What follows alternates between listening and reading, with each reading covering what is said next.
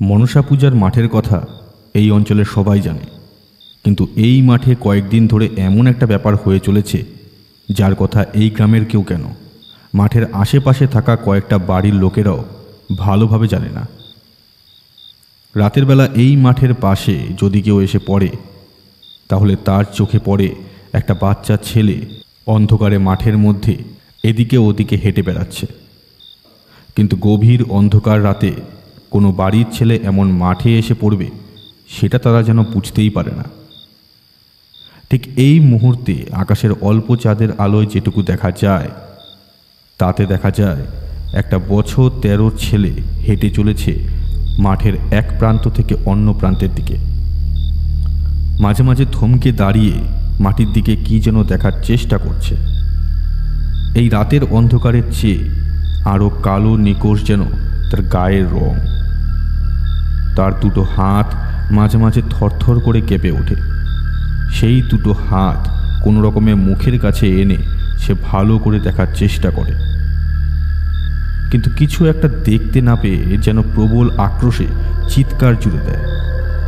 তার চিৎকারে আশেপাশের বাতাসটা ভরে উঠতে শুরু করলে আস্তে আস্তে সে মাটির বুকে হাঁটু মোড়ে বসে পড়ে।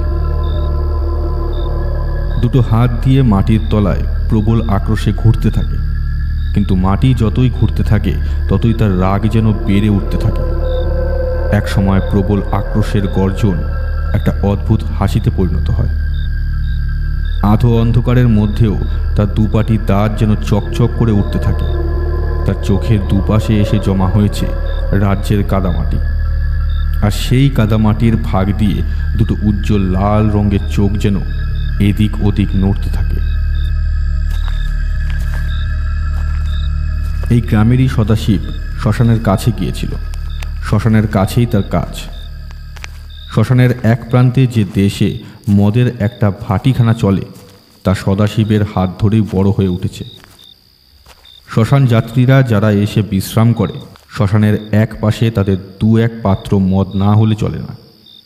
মদের নেশায় তারা সদাশিবের কাছে বসে কত রকম গল্প করে, তবে সদাশিব তার পকেটে টাকা গুনে নিয়েই ক্ষান্ত হয়। আজ পাশের গ্রাম থেকে একটা মরা এসেছিল। তার লোকেদের ফিরতে বেশ খানিকটা দেরি হয়েছে, তাই সদাশিবের ফিরতে দেরি হলো।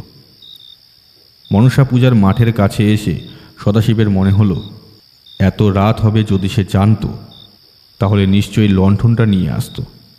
লণ্ঠন ছাড়া এই মাঠের মধ্যে দিয়ে চলতে অসুবিধা নেই, তবে আকাশের চাঁদের আলোটা আজ কেমন যেন ম্লান হয়ে এসেছে। বেশ খানিকটা হাঁটতে হাঁটতে চলে এসেছে। তখন সদাশিবের মনে হলো বাদিকে মাঠের একটা কোণে কি যেন একটা নড়ে উঠছে মাঝে মাঝে। অনেক সময় গ্রামের কারোর গরু রাতের বেলা মাঠের এখানে ওখানে থেকে যায়, ব্যাপারটা ঠিক নয়। পাশের জঙ্গল থেকে রাতের বেলা শিয়ালের দল বেরিয়ে আসে। এখন শীতের সময়, তাই শিয়ালের ডাক মাঝে মাঝে রাতের বেলা গ্রামের ঘরে বসে শুনতে পাওয়া যায়। সদাশিব যত তাড়াতাড়ি সম্ভব গ্রামে ফেরার চেষ্টা করছিল, কারণ তার গায়ের ওপর চাপিয়ে রাখা চাদরে ঠান্ডা মানা সম্ভব নয়। ঠান্ডা হাওয়া যেন চাদর আর গায়ের জামা ভেদ করে চামড়ায় এসে বিঁধতে শুরু করেছে। সদাশিব একবার হু হু করে কেঁপে ওঠে, তারপর নিজের মনেই বলে ওঠে, এমন শীতের রাতে কার গরু ভাবে বাইরে ঘুরে বেড়াচ্ছে? গরু পেলেই হলো। হ্যাঁ, খালি দুধের বেলায় 16 আনা বার করে নেবে, আর গরু যে রাতের বেলা চড়ে বেড়াচ্ছে সেদিকে ওদের খেয়াল নেই। কথাটা বলতে বলতে সদাশিব সেদিকে এগিয়ে গেল, আর এগিয়ে যেতে একটা অদ্ভুত শব্দ শুনতে পেল, যেন মনে হচ্ছিল কেউ মাটি খুঁড়ে চলেছে। কিন্তু যদি কোদাল কিংবা অন্য কিছু দিয়ে মাটি খোঁড়ে তাহলে তো শব্দটা অন্যরকম হবে। এমন একটা অদ্ভুত শব্দ হচ্ছে কেন? কথাটা ভাবতে ভাবতে সদাশিব আরও কয়েক পা এগিয়ে এসেছে। চাঁদের আলোয় কিন্তু তখনও স্পষ্ট সবটা দেখা যাচ্ছে না, তাই তখনও পর্যন্ত সেখানে সেই জীবন্ত জিনিসটা আসলে কি তা বোঝা যাচ্ছিল না। আর ওখানে কে এসে দাঁড়িয়েছে? তখন সেই জীবন্ত অন্ধকারটা যেন সদাশিবের দিকে ঘুরে তাকালো, আর সদাশিব দেখতে পেল দুপাটি সাদা দাঁত। আর লাল রঙের দুটো চোখ যেন তার দিকে তাকিয়ে দেখছে। ব্যাপারটা দেখে সদাশিব ভয়ে দুপা সরে এসে কাঁপা কাঁপা গলায় বলল, কে কে কে ওখানে? সদাশিবের কথার উত্তরে এবার একটা হাসির শব্দ শোনা গেল। তার মনে হলো ওখানে বসে থাকা সে কালো জীবন্ত অন্ধকারটা কোনো গরু নয়, যেন একটা মানুষ।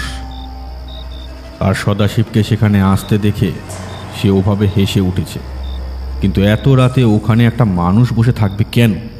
সদাশিব এবার কড়া গলায় বলল, এই কে ওখানে? এই তুই কোন গ্রামের ছেলে? সদাশিব বুঝতে পেরেছিল সেখানে বসে থাকা ওই অদ্ভুত কালো জীবন্ত অন্ধকার আসলে কোনো একটা ছেলের, কারণ হাসির শব্দটা শুনে একটা বাচ্চা ছেলের কথাই মনে হয়েছিল। ছেলেটা কিন্তু সদাশিবকে দেখতে পেয়ে ততক্ষণে উঠে দাঁড়িয়েছে। ছেলেটা এক পা করে হেঁটে আসতে শুরু করেছে সদাশিবের দিকে। কিন্তু এমন একটা ঠান্ডা বাতাস ছেলেটার দিক থেকে ভেসে আসছে কেন? যেন মনে হচ্ছে গোটা শরীর বরফের মতো জমে যেতে শুরু করেছে। সদাশিব দুটো হাত ঘষতে লাগলো আর কাঁপা কাঁপা গলায় বলল, এত রাতে তুই এখানে কি করছিস? এতক্ষণ পরে সেই ছেলেটার দিক থেকে অদ্ভুত ভাঙা ভাঙা গলায় কথা ভেসে এলো, খুঁজছিস? আরে কিন্তু কি হারিয়েছে কি তোর? আর ওখানে অন্ধকারে কি খুঁজছিস? মাটি খোঁড়ার মতো একটা শব্দ শুনলাম, মনে হলো। মাটির তলাতেই তো খুঁজছি, অন্ধকারে আমি দেখতে পাই, আলো বড্ড চোখে লাগে। আলো চোখে লাগে? কি কথা বলছিস রে তুই? আর অন্ধকারে তুই দেখতে পাস কি করে? আমি অন্ধকারে দেখতে পাই এই যেমন করে দেখতে পাচ্ছি। তোমার পকেটের ভেতর কিছু টাকা রয়েছে, একটা বিড়ির প্যাকেট রয়েছে, একটা দেশলাই রয়েছে। সদাশিব এবার কেমন যেন চমকে উঠল। ছেলেটা কি তাকে এর আগে দেখেছে? তাহলে কি শ্মশানে এসে যখন ছিল তখন ছেলেটা তাকে দেখতে পেয়েছে, আর তাই কি সে এখন এই কথাগুলো বলল? কিন্তু ছেলেটাকে আজ সারাদিনে তো সে অন্য কোনো ছেলেকে দেখতে পায়নি যার বয়স এতটা কম হবে। সদাশিব কিছুক্ষণ মনে করার চেষ্টা করে নিজেকে কিছুটা গুছিয়ে নিয়ে বলল, এই ফোন, সে তুই যেই হোস না কেন, অন্ধকারে দেখতে পাস আর যাই হোক, এখন বাড়ি ফিরে যা। এত রাতে এখানে একা একা থাকাটা ঠিক নয়। তোর বাড়ির লোক কোথায়? কেউ নেই, আমি এখন একা একা থাকি। সদাশিব এবার বুঝতে পারল ছেলেটা আসলে এদিককার নয়। সে বোধহয় অন্য কোনো গ্রাম থেকে এদিকে এসে পড়েছে, এখন এখানেই থাকে, আগে অন্য কোথাও থাকতো। এমন তো অনেক ভবঘুরে মাঝে মাঝে এদিকে ওদিকে এসে পড়ে। তাই ব্যাপারটা বেশি গুরুত্ব না দিয়ে বলল, বেশ, তুই যখন অন্ধকারে খুঁজবি তাহলে খোঁজ, আমি বরং বাড়ির দিকে যাই। কিন্তু তোমার যে এখন যাওয়া হবে না, তোমায় যে আমার সাথেই এখানে থাকতে হবে। কথাটা শুনে সদাশিব এবার প্রথমবারের মতো ভয় পেল। ছেলেটার গলাটাও কেমন যেন অদ্ভুত। ছেলেটা কথা বলতে বলতে অনেকটা কাছে এসে পড়েছে তার, আর সে কাছে এসে পড়তেই সেই ঠান্ডাটা আরও যেন বেশি অনুভূত হচ্ছে। আর সেই ঠান্ডার সাথে একটা পচা গলা কেমন কটু একটা গন্ধ যেন ভেসে আসে সদাশিবের দিকে। সদাশিব এবার একটা কৌতূহলী গলায় বলল, এই নাম কি রে তোর? আর কোন গ্রামের ছেলে তুই? রাতের বেলা আমায় ভয় দেখাচ্ছিস? যে বোন এক চর।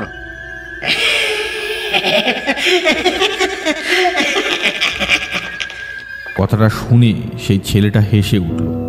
তারপর আগের চেয়েও চাপা ফ্যাসফ্যাসে গলায় বলল, আমি নিতাই, মল্লিক পাড়ার নিতাই। সে তুই যে। কথাটা বলতে গিয়ে সদাশিবের মুখটা কেমন আটকে গেল। মল্লিক পাড়ার নিতাই? মল্লিক পাড়া মানে পাশের গ্রাম, আর নিতাই মানে যে ছেলেটা কয়েকদিন আগে গ্রাম থেকে নিখোঁজ হয়ে গিয়েছিল সেই ছেলেটা। কিন্তু অঙ্কটা কোথায় যেন মিলছে না। ছেলেটা হাঁটতে হাঁটতে ততক্ষণে সদাশিবের একদম কাছে এসে পড়েছে। চাঁদের আলোটা যেন আস্তে আস্তে ঠিক সেই মুহূর্তে বাড়তে শুরু করলো। সদাশিব বুঝতে পারছিল সে ভয় পাচ্ছে, তাই তাড়াতাড়ি পকেট থেকে দেশলাই বার করে দেশলাইয়ের একটা কাঠি জ্বালাতেই সামনে তাকিয়ে যেটা দেখতে পেল তাতে ভয়ে আতঙ্কে তার গোটা শরীর হিম হয়ে গেল। তার হাত থেকে দেশলাইয়ের কাঠিটা পড়ে গেল সাথে সাথেই, আর তখনই একটা হাসিতে চারপাশটা ভরে উঠল।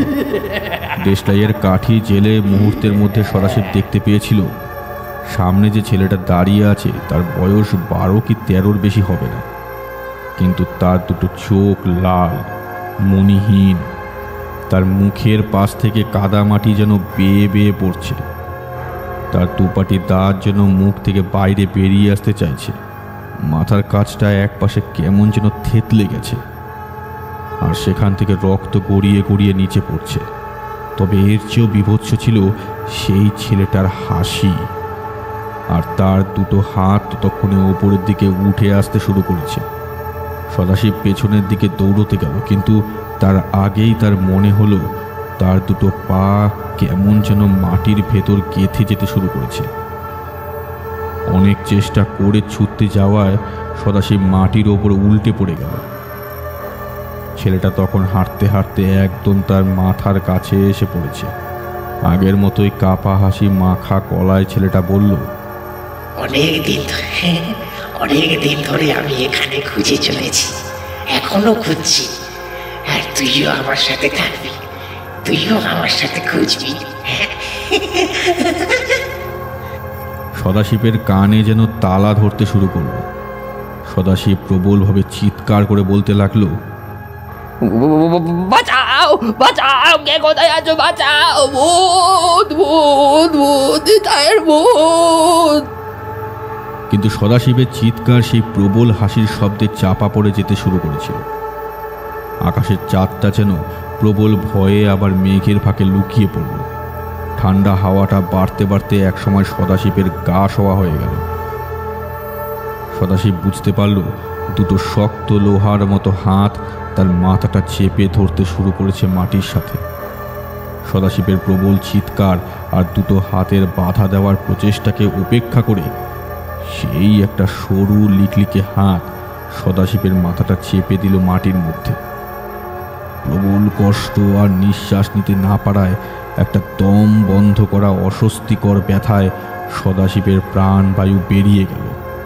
তার মাথার অর্ধেকটা ঢুকে রইল মাটির ভেতরে, আর তার বাকি গোটা শরীর পড়ে রইল মাটির ওপরে।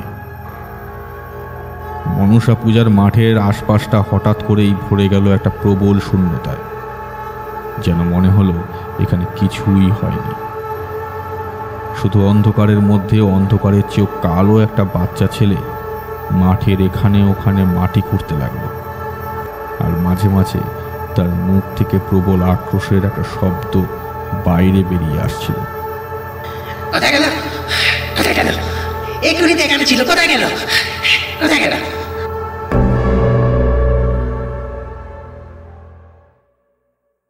মল্লিকপাড়া জুড়ে একটা রগ উঠেছে বেশ সপ্তাহখানেক ধরে।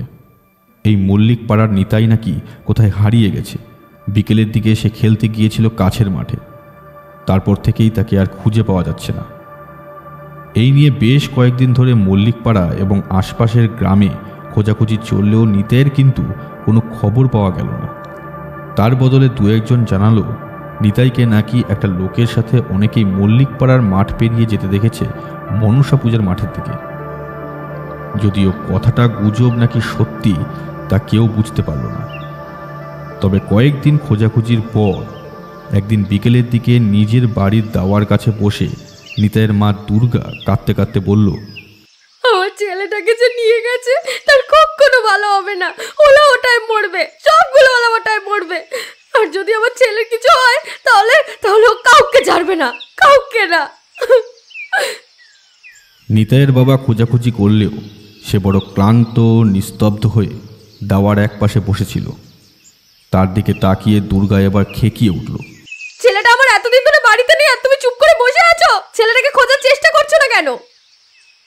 আর কোথায় কোথায় খুঁজবো বলো তো, আর কোথায় কোথায় খুঁজবো? কতবার বারণ করেছি, সন্ধ্যের পর বাড়ির থেকে বাইরে বের হোস না। ছেলে ধরা ঢুকেছে গ্রামে, তা কে শোনে কার কথা? এখন এখন যার যা কপালে থাকবে তাই হবে। দুর্গা ঝাঁঝিয়ে উঠে কিছু একটা বলতে যায়, কিন্তু রাগ আর কান্না একসাথে এসে পড়ায় তার গলা বুজে আসে। বিড়বিড় করে বলা কথাগুলো আর কেউ শুনতে পায় না।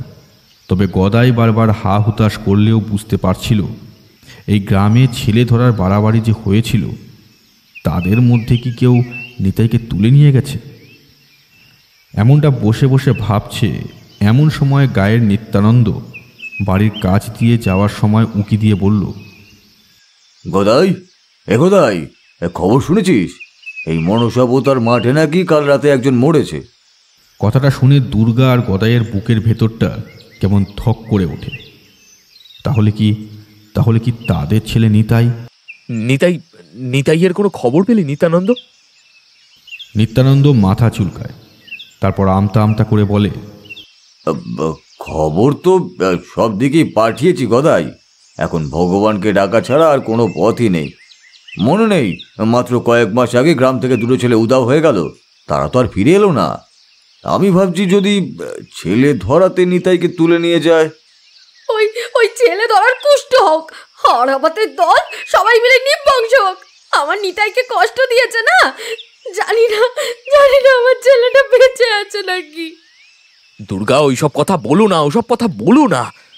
আমার ছেলেটা ঠিক ফিরে আসবে। দুর্গা আর কিছু বলতে পারে না। নিত্যানন্দ হেঁটে চলে যায়। এই কয়েকটা দিন ধরে ব্যাপারটা গ্রামের সবাই দেখেছে, তাই নিত্যানন্দের মতো দুর্গা আর গদাইয়ের দুঃখে আর কারোর যেন নতুন করে দুঃখ হয় না। দুঃখ জিনিসটাই বোধ হয় এমন, পেতে পেতে সবাই যেন শক্ত পাথরের মতো হয়ে যায়। এমনটা যারা দেখে তারা দেখতে দেখতে এক সময় যেন ব্যাপারটা গা শোয়া করে নেয়। কিন্তু তখন তো তারা জানতো না আসলে তাদের নিতাইয়ের কি হয়েছে। মল্লিকপাড়ার সমীরণ গোসাই রাতের বেলা কিন্তু নিতাইকে দেখতে পেল। সমীরণ জানত নিতাই হারিয়ে গেছে। শুধু নিতাই নয়, মাস দুয়েক আগে আরও দুটো বাচ্চা মল্লিকপাড়া থেকে হারিয়ে গেছে মনসা পূজার মাঠে। ওই শ্মশান মদ বিক্রি করা লোকটার মৃত্যুর পর থেকে সবাই কেমন যেন মনসা পূজার মাঠকে এড়িয়ে যেতে চাইত। সমীরণও তাদের দলে ছিল, তবে সেদিন গ্রামের হাট থেকে ফিরতে ফিরতে বেশ খানিকটা দেরি হয়ে গিয়েছিল। মনসাপোতা মাঠের এক পাশ থেকে মাটির রাস্তা চলে গেছে শ্মশান পেরিয়ে মল্লিকপাড়া পর্যন্ত। সেই রাস্তার কাছাকাছি আসতেই একবার মাথা তুলে আকাশের দিকে তাকালো সমীরণ। আসার সময় ভেবেছিলাম আকাশে হয়তো চাঁদের আলো থাকবে না, যা মেঘ করেছিল। এখন তাড়াতাড়ি বাড়ি ফিরতে পারলেই হয়। এই কে রে ওখানে? সমীরণ আকাশের দিকে তাকিয়ে থাকতে থাকতে সামনে থেকে একটা বাচ্চা ছেলের কান্নার শব্দ শুনতে পেল। শব্দটা শুনে প্রথমে থমকে দাঁড়ালো, তারপর দেখতে পেল মনসা পূজার মাঠের একদম ধার ঘেঁষে রাস্তার ওপর বসে কেউ একটা ইনিয়ে বিনিয়ে কেঁদে চলেছে। কান্নাটা শুনে সমীরণ আবার ধমক দিল, এই এই তুই কে? আর এই সন্ধ্যে রাতে এখানে বসে কাঁদছিস কেন? ছেলেটার কান্না তখনও থামে না। সে মাথা নিচু করে দুটো হাতে মুখ ঢেকে কেঁদে চলেছে। সমীরণ খানিকটা ইতস্তত করে এগিয়ে গেল তার দিকে, আর এগিয়ে যাওয়ার সাথে সাথে একটা পচা গন্ধ পেল। মনসা পূজার মাঠের অন্য পাশে একটা ছোট্ট দিঘি আছে, তা সেই দিঘির জল খুব একটা ভালো নয়। সমীরণ ভাবল সেই জল থেকেই বোধহয় এমন একটা পচা গন্ধ ভেসে আসছে। তখন সেদিকে পাত্তা না দিয়ে ছেলেটার দিকে এক পা এগিয়ে এসে ছেলেটার কাঁধের উপর একটা হাত রাখল। এমনিতেই শীতের রাত, আর তার উপর ছেলেটার খালি গা। ঠান্ডা হাওয়ায় তার শরীরটা যেন বরফের মতো হিম হয়ে গিয়েছে। সমীরণ হাত সরিয়ে নিয়ে বলল, এখন শীতের রাতে খালি গায়ে বাইরে বেরিয়েছিস কেন? গা তো একদম বরফের মতো ঠান্ডা হয়ে গেছে রে। শিগগিরই বাড়ি চল, না হলে তুই জ্বরে পড়বি। তুই থাকিস কোথায়? আকাশের চাঁদের আলোয় সেই ছেলেটার দিকে তাকিয়ে সমীরণ দেখতে পেল খালি গা হলেও তার নিম্নাঙ্গে কিন্তু একটা ছোট ধুতি জড়ানো রয়েছে, মাথায় ঝাঁকড়া চুল, গোটা শরীর কালচে।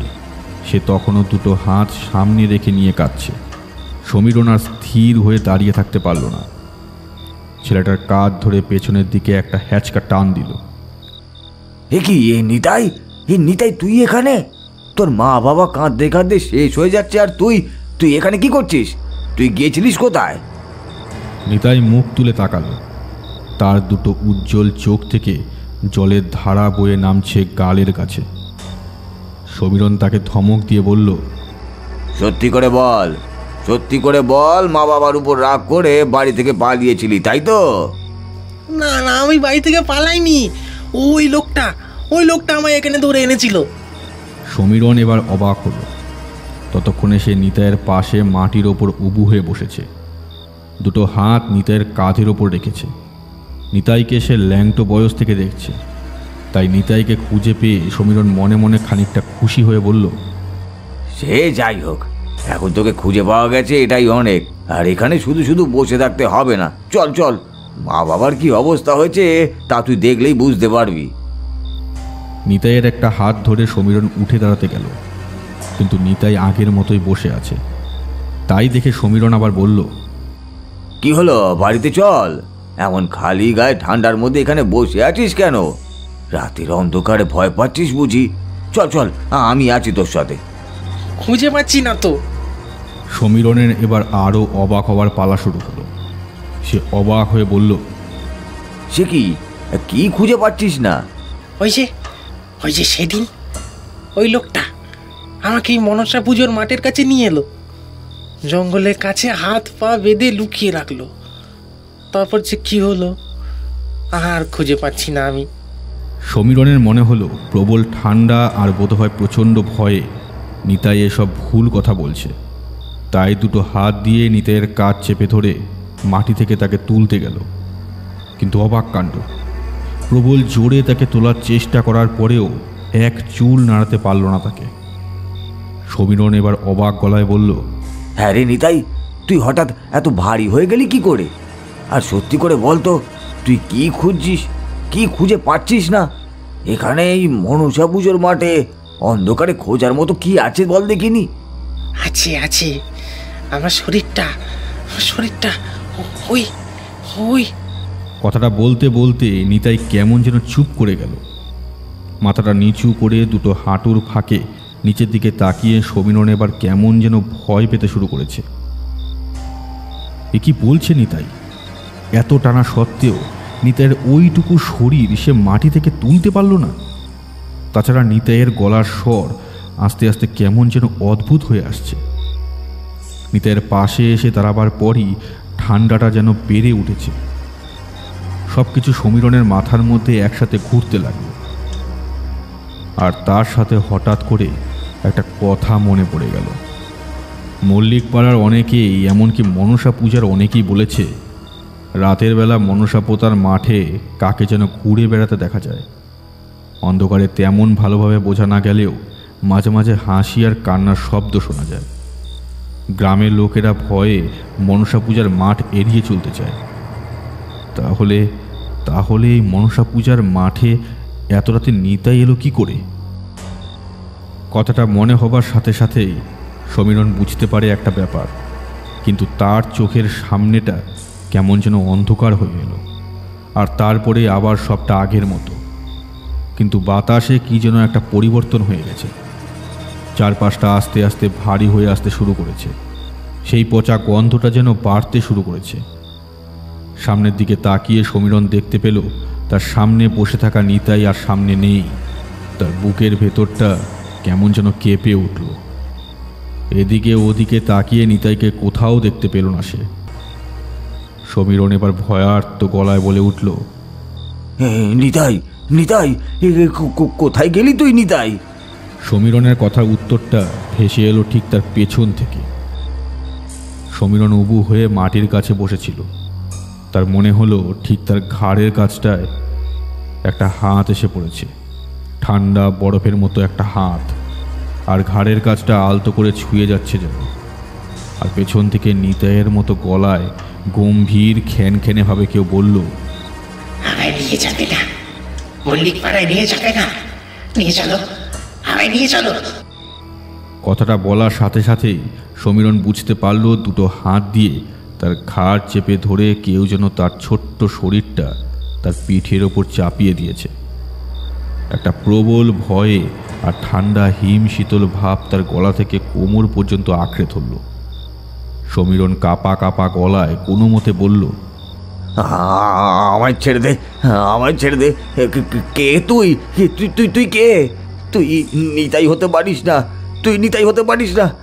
আমায় আমায় ছেড়ে দে। আমি নিতাই, আমি নিতাই। কেন কেন আমার মনে নেই? মনে নেই আমার? মনে নেই আমার?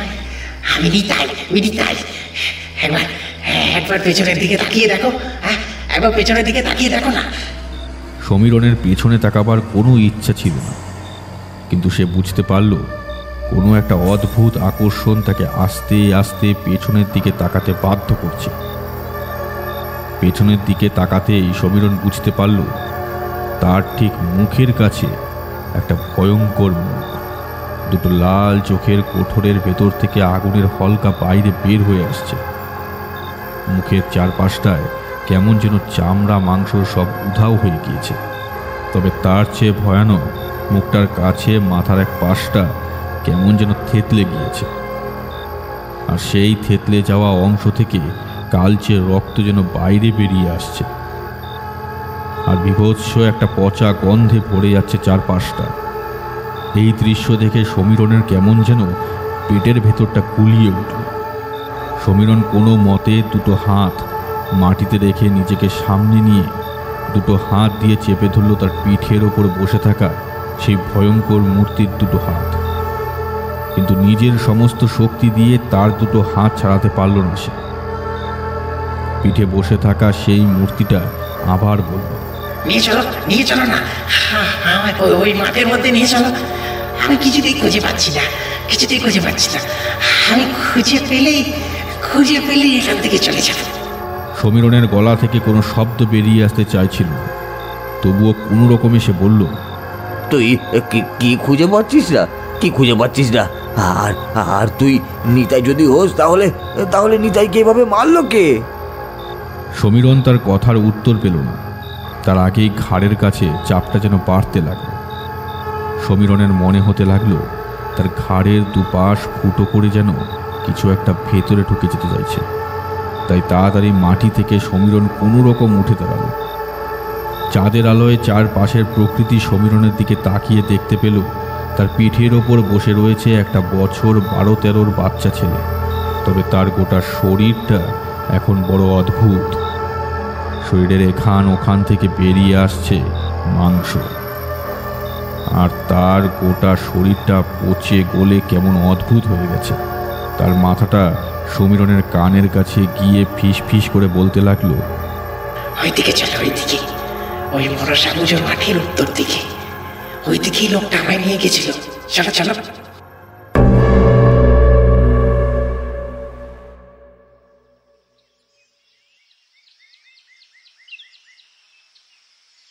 এভাবে তো আর ভয়ে ভয়ে থাকা যায় না। সেবার একজন মরল, আর এবার পাশের গ্রামের একজন মরল। এরপর যদি আমাদের পালা আসে, কখন রাতের বেলা মনসা পূজার মাঠের কাছে গিয়ে পড়তে হয় কে জানে। পাশে বসে থাকা গণপতি আর হরহরির কথাগুলো অনেকক্ষণ ধরেই শুনে চলছিল মনসাপোতার গ্রামের পুরোহিত নবীন আচার্য। ওদের কথা শেষ হতে নবীন বলে উঠল, তোমরা শুধু মৃত্যুগুলোই দেখছো, কিন্তু হঠাৎ করে মনসা পুজোর মাঠে এমন কি শুরু হলো যে দুজন ওই মাঠের মধ্যে মরল? তাও আবার সেই একই রকমভাবে। মাথার অর্ধেকটা ঢুকে রয়েছে মাটির মধ্যে, আর গোটা শরীরটা কিনা মাটির বাইরে। হঠাৎ করে এমনটা কেন হচ্ছে বলো তো? আরে তার তো কোনো একটা কারণ থাকবে নাকি? মনসা পুজোর মাঠে হঠাৎ কে এসে পড়লো বলো তো? বেশ কিছুদিন ধরে রাতের বেলা মনসা পূজার মাঠের কাছে ওই পাশের গ্রামের অনেকেই কিছু একটা দেখেছে, বুঝলে? তা অনেকেই কিন্তু কথাটা বলেছে, মুখে মুখে আমি কথাটা শুনেছি, আর তারপরেই এই দুটো মৃত্যু পর পর হলো।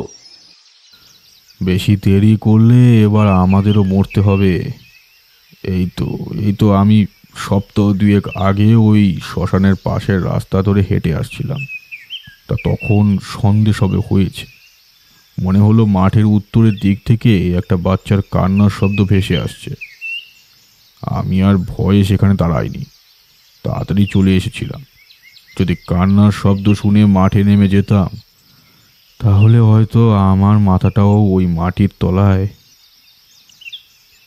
নেহাত মাথায় বুদ্ধি আছে, আর সাহস তো আমার কম নয়। কি বলো হরিহর? হরিহর মুখ চেপে হাসল, কিছু বলল না। গণপতির যে সাহস আছে সে তার ভালোই জানা আছে। নবীন আচার্য সেসব ভালো করে জানেন, কিন্তু এখন গোটা ব্যাপারটা নিয়ে তিনি কেমন যেন গম্ভীরভাবে ভাবতে শুরু করলেন। তারপর বললেন, না গণপতি, এবার বোধহয় আর অপেক্ষা করা ঠিক হবে না। এই গ্রামের সবার সাথে কথা বলো, তেমন হলে জগাইকে কালই একবার ডেকে আনো। সে এসে দেখুক সবটা, তারপর অবস্থাটা বুঝুক যে কি হয়েছে। এভাবে তো ভয় ভয় থাকা সম্ভব হচ্ছে না আর। তোমরা ঠিকই বলেছ, ছেলেপিলে নিয়ে সবার ঘর সংসার, তারপর যদি আবার কিছু একটা ঘটে যায়।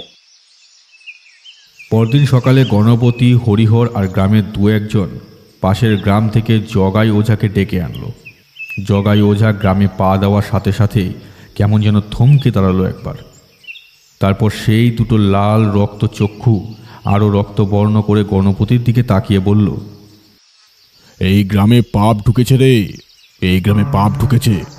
তোরা কেউ বাঁচবি না, কেউ না, সব কটা মরবি। জগাই ওঝার এমন কথা শুনে গণপতি, হরিহর, এমনকি যারা জড়ো হয়েছিল তারা কেমন যেন ভয় পেয়ে গেল। হরিহর কাঁপা কাঁপা গলায় বলে উঠল, ও কথা বলবেন না, ও কথা বলবেন না বাবা। বাবা, আমরা বড় বিপদে পড়েছি। ওই মনসা পুজোর মাঠের কাছে দুজনের মধ্যে মারা গেছে। তাছাড়া পাশের গ্রাম থেকে মাসখানেক আগে একটা বাচ্চা ছেলেও চুরি হয়েছে। এইসব কি হচ্ছে তা আমরা বুঝতে পারছি না। এখন আপনি আমাদের শেষ ভরসা। জগাই ভালো করে সবার দিকে তাকিয়ে দেখল। সবার মুখে একটা কাতর আরতি। জগাই দেখতে কিন্তু বেশ সন্ডা মার্কা। বিশাল তার চেহারা, লম্বায় যেমন তেমন চৌড়া। দু হাতের বাহু এত বড় যে কোনো রোগা মানুষের একটা থাইয়ের সমান হবে। তাছাড়া তার মুখে দাড়ি লম্বা হয়ে জটা পাকিয়ে গিয়েছে। মাথার চুল যে কত লম্বা তা হিসেব করে বলা যায় না, কারণ জগাই ওঝা সব সময় মাথায় একটা জটা করে রাখে। তার ওই বড় ভয়াল মুখের মধ্যে দুটো উজ্জ্বল চোখ যেন সবসময় লাল রক্তবর্ণ হয়ে থাকে। সেভাবেই সে বেশ কিছুক্ষণ গ্রামের এদিকে ওদিকে তাকিয়ে দেখল। তারপর চোখ বন্ধ করে বাতাসে কিসের যেন গন্ধ শোকার চেষ্টা করতে লাগলো। সবাই অবাক হয়ে জগাইয়ের দিকে তাকিয়ে রয়েছে। জগাই ওঝার নাম আশেপাশের 10টা গ্রামের মানুষ জানে। জগাই ওঝা তার কাঁধে ঝুলিয়ে রাখা কাপড়ের থলি থেকে একটা রুদ্রাক্ষ মালা বার করল। তারপর সেই রুদ্রাক্ষটা হাতের তালুর ওপর রেখে মন্ত্র পড়তে লাগলো বিড়বিড় করে। বেশ কিছুক্ষণ এভাবে থাকার পরে আবার চোখ খুলে আগের মতো বাজ খায় গলায় বলল, মরবি, সব কটা মরবি। ওই মনসা পূজার মাঠে বড় একটা পাপ কাজ হয়েছে। এরকম পাপ কাজ কেউ করে? তোরাই করেছিস, তোদের মধ্যে কেউ করেছিস? গ্রামের সবাই ভয় পেয়ে গেল। সবাই একে অপরের দিকে চাওয়াচাওয়ি করতে লাগলো। এর মধ্যেই গণপতি একটু এগিয়ে এসে আমতা আমতা করে জগাই ওঝাকে বলল, বাবা, আসলে গোটা ব্যাপারটা হয়েছে কি, মানে সেটা যদি একটু খুলে বলেন তাহলে আমাদের বুঝতে সুবিধে হয়। আসলে আমরা তো মুখ্য সূক্ষ্ম মানুষ, মানে ওসব কি আর আমরা বুঝি। এখন আর কিছুই সম্ভব নয়। তোরা একটা কাজ কর, তোদের মধ্যে একজন আমার সঙ্গে চল ওই মনসা পূজার মাঠে একবার। আমি এখন দেখে আসি, তারপর না হয় অন্ধকার নামলে কয়েকজন মিলে ওই মাঠে যাওয়া যাবে। ওই স্থান না দেখে না বুঝে কোনো কাজ করা সম্ভব নয়। না হলে সঠিকভাবে কোনো কাজই হবে না। এতক্ষণ ধরে জগাই ওঝার সমস্ত কথা শুনে চলেছিল নবীন আচার্য। এবার এগিয়ে এসে সে বলল, সেটা তো না হয় বুঝলাম, কিন্তু তুমি গ্রামে পা দিয়ে নিশ্চয়ই তো কিছু একটা বুঝতে পেরেছো। তা তোমার কি মনে হচ্ছে বলো তো? নবীন আচার্য এক সময় শুধু এই গ্রাম নয়, আশেপাশের গ্রামেও পুরোহিতগিরি করেছেন, তাই জগাই ওঝা তাকে ভালোভাবেই চেনে।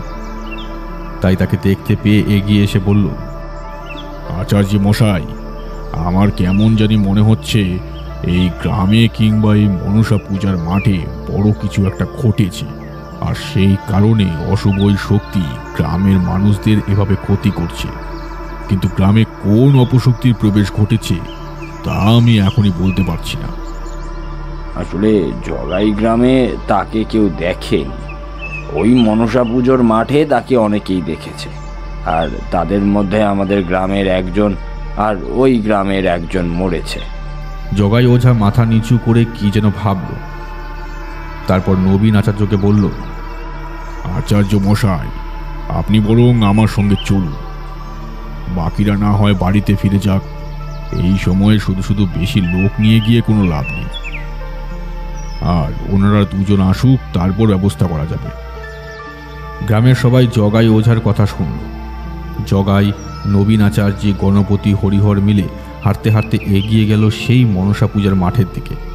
এই দিনের আলোতে সেই মনসা পূজার মাঠে যে তারা কিছু খুঁজে পাবে তার কোনো নিশ্চয়তা না থাকলেও তারা বুঝতে পারছিল যা শুরু হয়েছে তার শেষ এখানেই হবে না, আরও কিছু হতে চলেছে। ওগো ওগো, আমার ছেলেটা কোথায় গেল? আমার ছেলেটাকে এতদিন না দেখে আমি থাকতে পারছি না। দুর্গার ম্লান অসহায় মুখের দিকে তাকিয়ে গদাই কেমন বোবার মতো বসে রইল। কি বলবে সে? আজ প্রায় মাস খানেক হয়ে গেল নিতাইকে খুঁজে পাওয়া যাচ্ছে না, আর তাকে খুঁজে পাওয়া না গেলে গদাই তো কিছু করতে পারে না। শুধু গদাই কেন, গ্রামের কেউই কিছু করতে পারে না। একমাত্র নিতাইকে যে নিয়ে গিয়েছে তার যদি কিছু করার থাকে, তবে এর মধ্যে একদিন গদাই একটা ভয়ঙ্কর স্বপ্ন দেখেছে। সে দেখেছে নিতাই একটা কবরের মধ্যে শুয়ে রয়েছে। কবরের চারপাশে থকথকে কাদার মধ্যে যেন নিতাইয়ের শরীরটা আস্তে আস্তে নিচের দিকে ঢুকে যাচ্ছে। গদাই যতই হাত বাড়িয়ে তাকে ধরার চেষ্টা করে না কেন, ততই নিতাই আস্তে আস্তে ঢুকে যাচ্ছে। দেখতে দেখতে গদাইয়ের চোখের সামনে নিতাইয়ের পুরো শরীরটা মাটির তলায় ঢুকে গেল, শুধু মাথাটা বেরিয়ে রইল বাইরে। গদাই অনেক চেষ্টা করল সেই কবরে নেমে নিতাইকে উদ্ধার করার, কিন্তু কিছুতেই তা করতে পারল না। শেষ মুহূর্তে নিতাই দুটো চোখ খুলে একবার বলে উঠল, বাবা, বাবা, আমায় বাঁচাও, বাঁচাও আমায়। ঠিক তখনই গদাইয়ের ঘুমটা ভেঙে গিয়েছিল। চোখ খুলে চারিদিকে তাকিয়ে প্রথমে নিতাইকে খুঁজেছিল গদাই কিছুক্ষণ। তারপর যখন সব মনে পড়ে গেল, তখন এদিকে ওদিকে তাকিয়ে দেখল ভোর হয়ে এসেছে। পাশে দুর্গা অঘরে ঘুমিয়ে রয়েছে। গোটা রাত কাঁদতে কাঁদতে কখন যেন মেয়ে মানুষটা ঘুমিয়ে পড়েছে। বুকের ভেতরটা কষ্টে যেন ফেটে যেতে লাগলো। তবুও ঘুমন্ত দুর্গার মাথার ওপরে একবার হাত বুলিয়ে দিল সে। তারপর আস্তে আস্তে গিয়ে দাঁড়ালো বন্ধ দরজার কাছে। ওগো ওগো, তুমি একবার পাশের গ্রামের জগাই তান্ত্রিকের কাছে যাও না। হ্যাঁ, ও তো গুনতে পারে, ওরা সব পারে। ওর কাছে গিয়ে একবার বলো না গো। ব্যাপারটা কাকতালীয় হলেও নিত্যানন্দ কিন্তু ঠিক সেই সময় গদাইয়ের বাড়িতে এসে উপস্থিত। আজ সে গদাইয়ের বাড়িতেই এসেছে। তাকে ওভাবে আসতে দেখে দুর্গা আর গদাই দুজনেই উত্তেজিত হয়ে তাকালো। নিত্যানন্দ বলল, বলি, ঘটনা শুনেছ? এই মনসা পুজোর মাঠে মনসাপতা গ্রামের একজন তো আগেই মরেছিল। কয়েকদিন আগে আমাদের এই গ্রামের সমীরণ আবার মরল। নিত্যানন্দ তার কথা শেষ করতে পারল না। তার আগেই দুর্গা বলে উঠল, ওসব শুনে আমরা কি করব? নিতাইয়ের খোঁজ পেলে তোমরা? আরে সেই কথাই তো বলছি। শুনেছি ওই গ্রামে আজ বিকেলে জগাই তান্ত্রিক আসবে। ওই মনসাপতার মাঠেও সে যাবে। সে মনে করছে ওই মনসা পুজোর মাঠে কিছু একটা হয়েছে। তা যদি আজ বিকেলে তোমরা ওখানে যাও, তাহলে জগাই তান্ত্রিকের কাছে নিতাইয়ের ব্যাপারে কিছু জিজ্ঞাসা করলে সে হয়তো বলে দিতেও পারে। শুনেছি তার নাকি অনেক ক্ষমতা। কথাটা শুনে দুর্গা গদাইয়ের দিকে তাকালো। গদাই বলল, ও, তার মানে নিতাইয়ের কোনো খবর নেই। আচ্ছা ঠিক আছে, সবকিছুই যখন করছি তাহলে আজ বিকেলে না হয় জগাই তান্ত্রিকের কাছেও যাব। তার সাথে কথা বলে দেখব যদি যদি ছেলেটাকে ফিরে পাওয়া যায়। নিত্যানন্দ আর দাঁড়ালো না। গ্রামে আরও কয়েকজনকে খবর দিতে হবে। মনসা পূজার মাঠের মৃত্যু নিয়ে দুই গ্রামের মানুষই বেশ চঞ্চল হয়ে উঠেছে। তার মধ্যে নিতাইয়ের নিরুদ্দেশ হয়ে যাওয়ার ব্যাপারটা তো আছেই।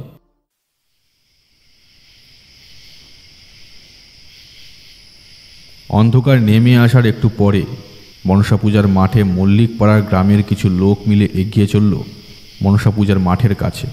মাঠের এক পাশে ওদের সবাইকে দাঁড়াতে বলল জগাই ওঝা। তারপর অন্ধকারের মধ্যে নবীন আচার্য, গণপতি, গদাই ও হরিহর আর দু একজন নিয়ে এগিয়ে গেল মাঠের ঠিক মাঝখানের দিকে। হাঁটতে হাঁটতে জগাই ওঝা একবার বলল, দেখেছেন মাঠের বাতাসটা কেমন ভারী হয়ে এসেছে? অতগুলো লোক একসাথে থাকলে তোদের কোনো ক্ষতি কেউ করতে পারবে না। তবে আমাদের মধ্যে কেউ যেন আলাদা হয়ে না যায়। আমি আমার চিন্তা করি না, তবে আপনারা একটু সাবধানে থাকবেন। মনসা পূজার মাঠ নেহাত ছোট নয়। তাছাড়া অন্ধকারে মনসা পূজার মাঠের মাঝামাঝি গিয়ে পৌঁছালে দূর থেকে আর কিছুই দেখা সম্ভব নয়।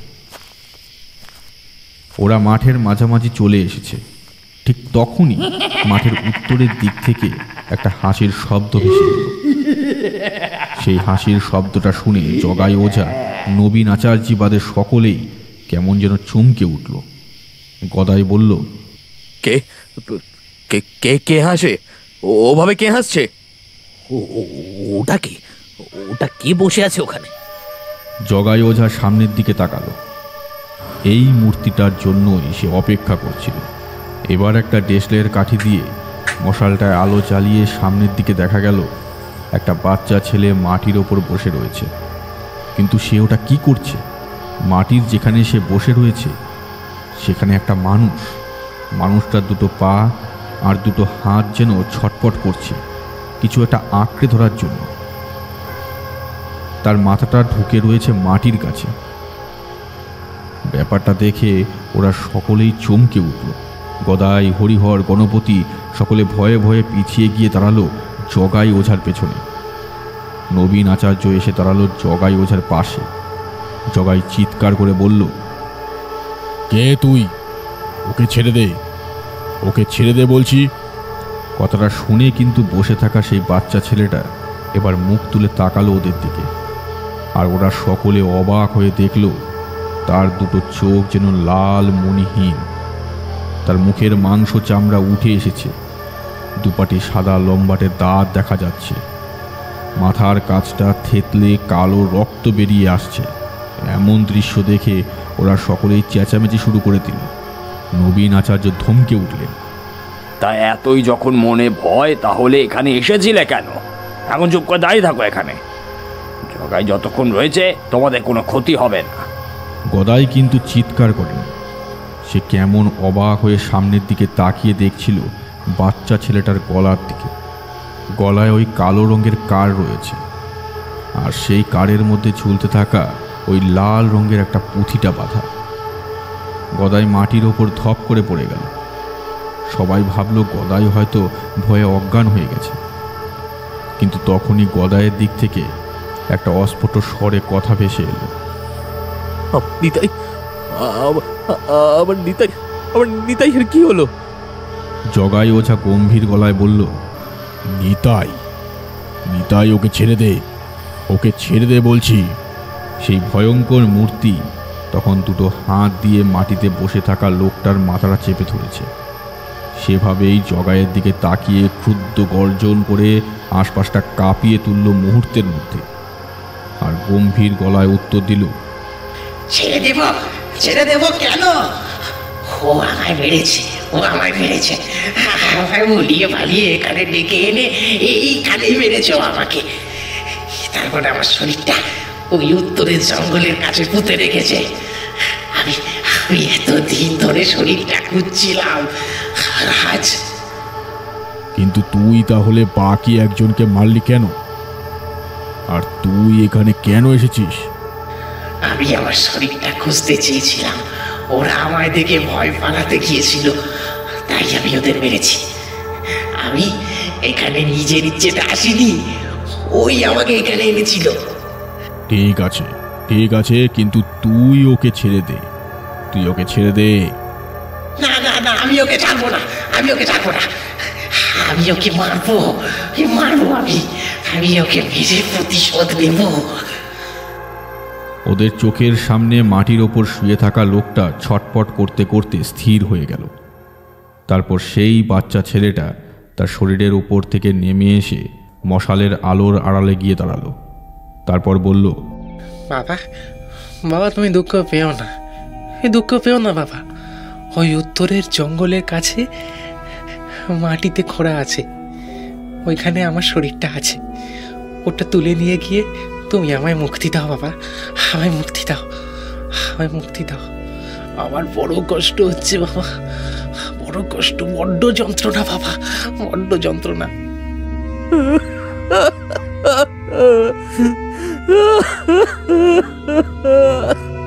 গদাই মাটির ওপর বসে হাওমাও করে কাঁদতে লাগলো। গণপতি, হরিহর, যারা এতক্ষণ ভয় পাচ্ছিল সেই অদ্ভুত ভয়ঙ্কর মূর্তিটাকে দেখে তারা এখন কেমন যেন চুপ করে গেল। নবীন আচার্য জগাইয়ের কানে কানে বলল, জগাই, নিতাই যখন চলে যেতে চাইছে তাহলে ওর কোনো ক্ষতি করো না, বরং বড় মাকে জিজ্ঞাসা করে নাও কি করলেই ও মুক্তি পাবে। আমার আগেই মনে হয়েছিল আচার্য মশাই, এই মনসা পূজার মাঠে ভীষণ একটা অন্যায় কিছু একটা কাজ হয়েছে, আর তার প্রতিশোধ নেওয়ার জন্যই এসব হয়ে চলেছে। তবে এই লোকটাই বোধহয় নিতাইকে মেরেছিল। কাল সকালে একবার ওর মৃতদেহটা তুলে নিয়ে একবার পুড়িয়ে ফেলতে পারলেই নিশ্চিন্ত, আর কিছুই হবে না। এখন আর এখানে আমাদের থাকার দরকার নেই। যে কাজ ভালোভাবে হয়ে যায় সে কাজে শক্তি প্রদর্শন করা ওঝার কাজ নয়। নবীন আচার্য ভালো করে জগাইকে চিনতেন, তাই তিনি আর কিছুই বললেন না। গদাইকে তুলে নিয়ে ওরা রওনা দিল মনসা পূজার মাঠের বাইরের দিকে, যেখানে গ্রামের লোকেরা অপেক্ষা করছে। গদাই কিন্তু তখনও কেঁদে চলেছে আর বলে চলেছে, আমার আমার ছেলেটাকে ওরা বাঁচতে দিল না, আমার ছেলেটাকে ওরা বাঁচতে দিল না, বাঁচতে দিল না। গদাইয়ের কান্নায় চারপাশের আকাশ বাতাসটা ভরে আসতে লাগলো। ঠিক তখনই মনে হলো দূরে মনসা পূজার মাঠের উত্তরের জঙ্গল থেকে একটা বাচ্চা ছেলের কান্না যেন ভেসে আসছে। সেই কান্নাটা যেন গদাইয়ের কান্নার সাথে তাল মিলিয়ে একসাথে গিয়ে মিশছে মনসা পূজার মাঠের উত্তরের আধো অন্ধকার আকাশে। তবে সবাই বুঝতে পারছিল মনসা পূজার মাঠে হয়ে চলার একটা পাপের প্রতিশোধ আজ সম্পন্ন হলো। এরপর মনসা পোতার কিংবা মল্লিক পাড়ার কোনো গ্রামের মানুষদেরই কোনো ভয় নেই।